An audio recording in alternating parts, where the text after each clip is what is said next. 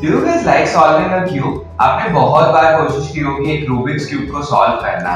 क्या आपको पता है कि Rubik's cube was originally discovered by Erno Rubik. Erno Rubik एक हंगेरियन साइंटिस्ट थे कि जिन्होंने रूबिक्स क्यूब को ज्योमेट्रिकल शेप्स एक्सप्लेन करने के लिए बनाया था। He took almost 30 days to solve that puzzle. Later, there were algorithms discovered around how to solve a Rubik's cube. जब आप एक रूबिक्स क्यूब को सॉल्व करने की कोशिश करते हो तो जब उसको स्क्रैम्बल करते हो या मिक्स करते हो there are 43 quintillion different possibilities जो रूबिक्स क्यूब सॉल्व हो सकता है। Now what is 43 Quintillion?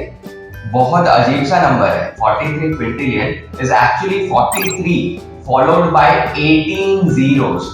इतने ज्यादा पॉसिबिलिटीज, इतने ज्यादा ऑप्शंस है जिसमें से एक स्क्रैम्बल आपका होगा, वहां से आपको एक सॉल्व करना है। So it seems difficult, but it is very easy using the algorithms that are developed. So do you want to give it a try? Why don't you try Rubik's Cube solving activities on MySkillShaala?